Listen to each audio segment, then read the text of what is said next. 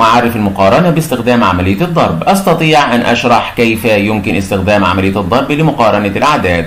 أستطيع أن أبتكر نماذج لتوضيح المقارنة باستخدام عملية الضرب. تعالوا أبنائي وبناتي نتعلم من هذا النموذج. بيقول لي نشاط عملي نمذجة المقارنة باستخدام عملية الضرب. تعاون مع معلمك لنمذجة المقارنات. قص الشرائط التي أعطاها لك المعلم والصق نهاية كل منها ببداية الآخر لتكوين مخططات الشرائط، واكتب قيمة كل شريط ثم أكمل جمل المقارنة التالية.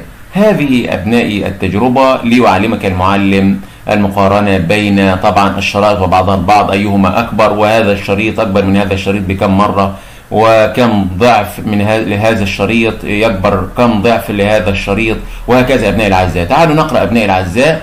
واحد بيقول لي قارن بين 10 و2. خلي بالك أبنائي لازم أحط لكم خط هنا كده واتي لنهاية السؤال. نهاية السؤال عند هذا الخط. قارن بين 10 و2. السؤال الثاني قارن بين 12 و3. السؤال الثالث قارن بين 18 و6. سهل جدا أبنائي. أنا أول حاجة لو سألتكم وقلت لكم لما نيجي نقارن بين 10 و2، أول حاجة هتقولوها يا أستاذ 10 أكبر من 2. واحد تاني يقول يا أستاذ 12 أكبر من 3. واحد ثالث يقول يا أستاذ 18 أكبر من 6.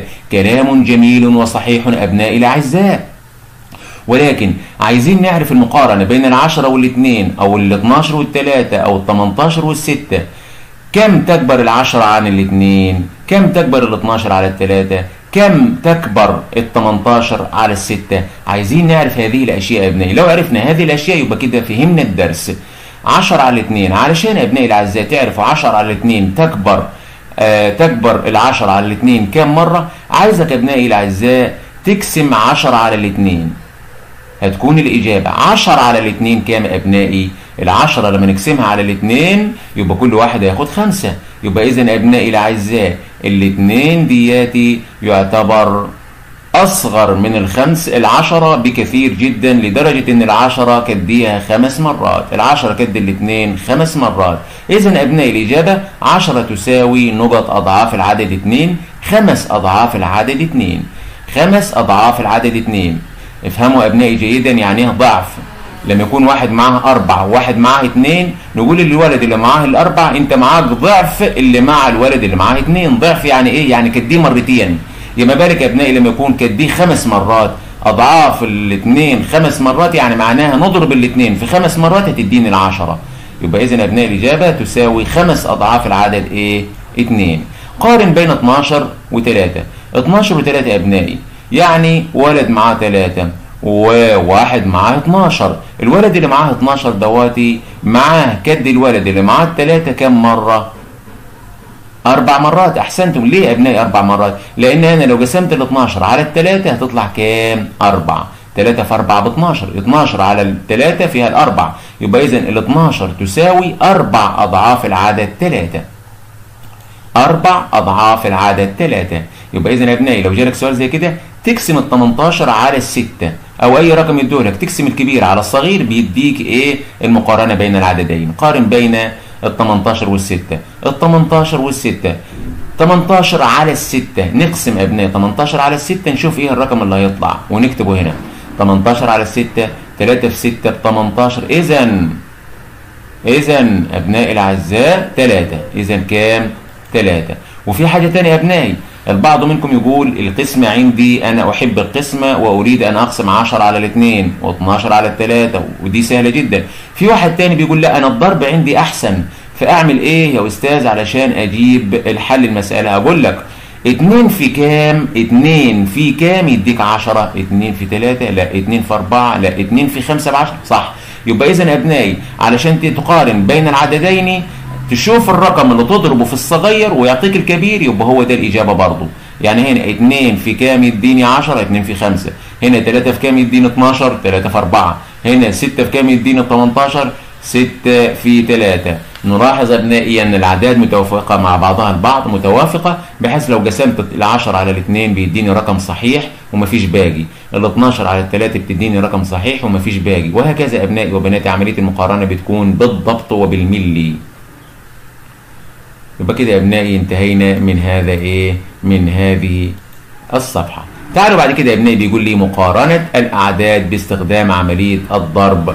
استخدام مخطط الشرائط ذو حقائق أو حقائق الضرب لمقارنة الأعداد. وضح خطواتك لكل مسألة. 1. قارن بين 15 و3. 15 تساوي كام؟ أحسنتم أبنائي، أضعاف العدد 3. 15 على 3 فيها الكام؟ أو 3 في كام يديني 15؟ 3 في 5 ب15 يبقى هنا 5، يبقى أكتب كام؟ 5. طيب قارن بين 28 و7. كام في 7 يديني 28 يا أبنائي؟ 3 في 7 ب 21. لا، 4 في 7 ب 28. أحسنتم. أو تقول 28 على السبعة بتديني كام؟ 4 في 7 ب 28. إذا 4، يبقى 28 تساوي 4 أضعاف العدد 7. 4 أضعاف العدد إيه؟ 7. قارن بين 27 و9. 27 و9 أبنائي، 27 على التسعة تديني كام؟ أو كام في 9 يديني 27؟ أحسنتم أبنائي، 3 في 9 ب 27، أو 27 على 9 تديني 3 أضعاف العدد 9. هكذا أبنائي الأعزاء. إذن يا أبنائي وبناتي تعالوا ناخذ هذه التجربة حتى تفهمون أكثر. استكشف حزام الأمان والسلامة. هل تساءلت يوما عن مدى أهمية ربط حزام الأمان في السيارة؟ لما تركب السيارة مع والدك أبنائي وبناتي، تركب السيارة مع والدك أو والدتك، بتلاقي إن السائق لازم يربط هذا الحزام على نصفه من الكتف أعلى عند الرقبة إلى بينزل إلى أسفل، حتى بيكون هذا الحزام يقيه طبعا أبنائي كما تعلمون الحوادث. أعاذنا الله وإياكم من الحوادث. فهو سمي بحزام الأمان ليحفظ الإنسان من الخبطات والتصدعات بالنسبة لما يكون في حادث سيارة أو أي خبطة في السيارة، لأن كما تعلمون السيارة بتسير بسرعة عالية.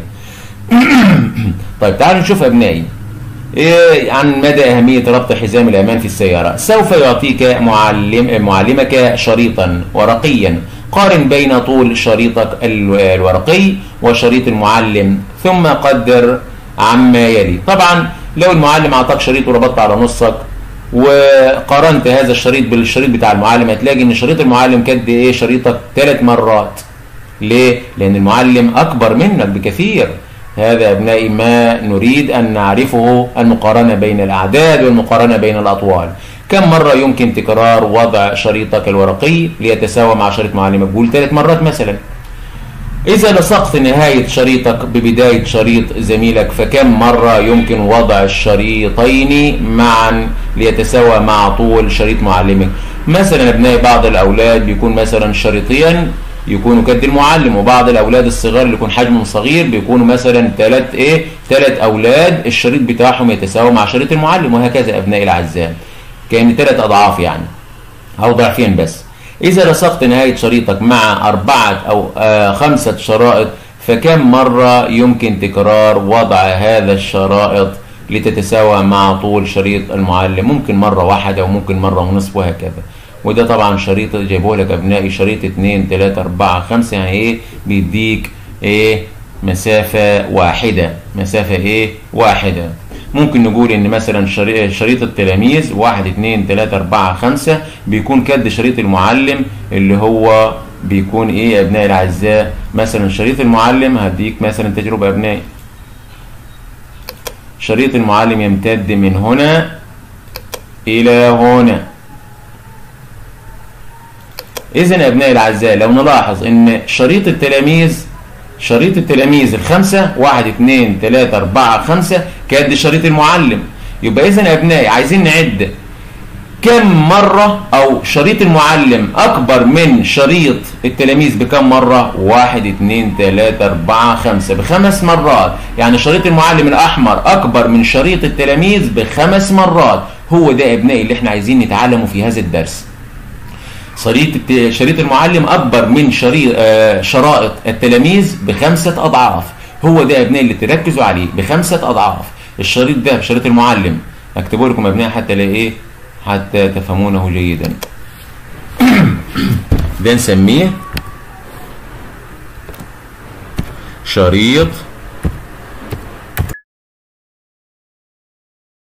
انظروا يا أبنائي شرائط أمان التلاميذ الخمسة: 1 2 3 4 5.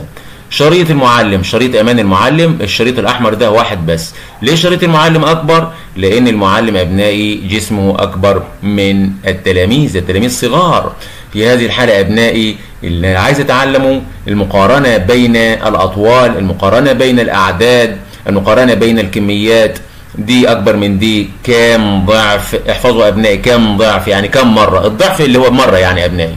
زي ما قلت لك أنا الأربعة فيها ضعفين الاثنين، يعني ضعفين الاثنين يعني ايه؟ يعني 2 و2، 2 و2 بيساوي 4.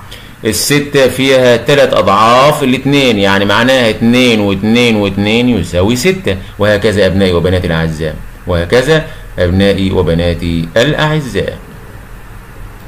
إن شاء الله كده يا أبنائي وبناتي تكون وصلتكم الفكرة بتاعة حزام الأمان، وهقول لكم على حاجة تاني مهمة عن حزام الأمان. يبقى إذن يا أبنائي وبناتي لو سألتكم دلوقتي ما فائدة حزام الأمان؟ حزام الأمان أبنائي الأعزاء بيجعلك مطمئن، وبيجعلك بتسوق وأنت مرتاح البال وليس لديك خوف، وبيعطيك أضعاف أضعاف أمان إن أنت تكون سايق من غير إيه؟ من غير حزام. يعني ممكن نقول إن ربط حزام الأمان يزيد الأمان بمقدار 20 ضعف في حالة عدم ربطه. يعني بتكون عندك 20 ضعف من الأمان ان انت تكون سايق ومطمئن، عن ان انت لو مش رابط حزام الامان بتكون خايف جدا ومرتبك، وممكن ايه لا قدر الله بترتكب بعض الاخطاء اللي تجعلك ايه ترتكب بعض الحوادث.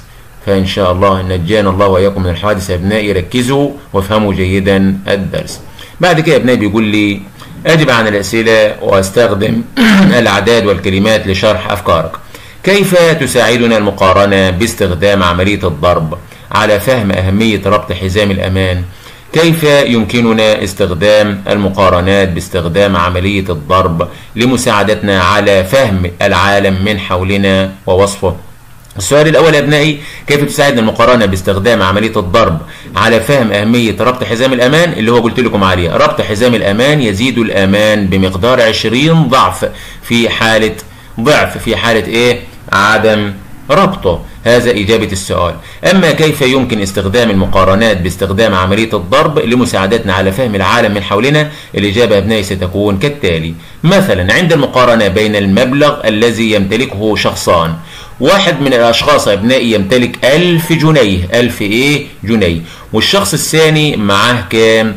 الشخص الثاني مثلا معاه 100 جنيه، 100 ايه؟ 100 جنيه. فإن الشخص الأول اللي هو معاه 1000 جنيه لديه المقارنة أبنائي 10 أضعاف الشخص الثاني، يعني اللي معاه 1000 جنيه معاه 10 أضعاف الشخص الثاني. طب يا أستاذ عرفتها إزاي؟ سهلة يا أولاد، بالقسمة 1000 على 100 هتديني 10. لما أقسم 1000 على 100 هتديني 10، يعني معناها إن ال1000 دياتي فيها 10 ميات. وانتوا طبعا ابنائي حافظين وعارفين، فاكرين لما خدنا عد الميات، عد المئات، قلنا 100 200 300 400 500 600 700 800 900 1000. لو عديتهم على ايدك يا ابنائي تلاقيهم كام؟ 10 ميات. يبقى اذا الشخص اللي معاه 1000 يختلف عن الشخص اللي معاه 100. الشخص اللي معاه 1000 هيضيع ال1000 في 10 أيام، في 10 إيه؟ لو هيضيع كل يوم 100 جنيه هيضيعها في 10 أيام. أما الشخص اللي معاه 100 جنيه هيضيعها في يوم واحد بس. هكذا أبنائي تكون المقارنة بين الأعداد وبعضها، والأطوال وبعضها، والأوزان وبعضها.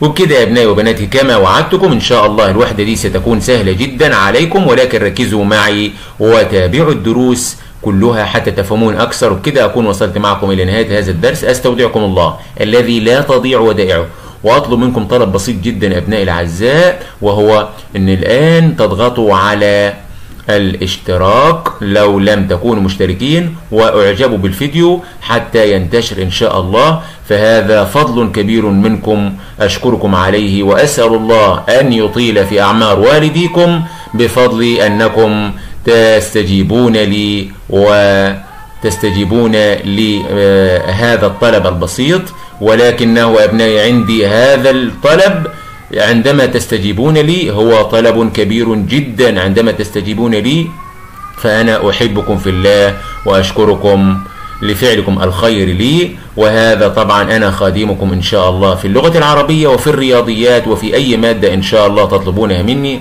أستودعكم الله، والسلام عليكم ورحمة الله وبركاته. ولا تنسوا العهد بيننا. اذهبوا الآن إلى الاشتراك في القناة والإعجاب بالفيديو حتى ينتشر الفيديو بين أصدقائكم، وينتشر الخير لكم ولأصدقائكم، وينتشر الفيديوهات وتكون سهلة عليكم إن شاء الله. سلام الله عليكم حتى ألقاكم في الدرس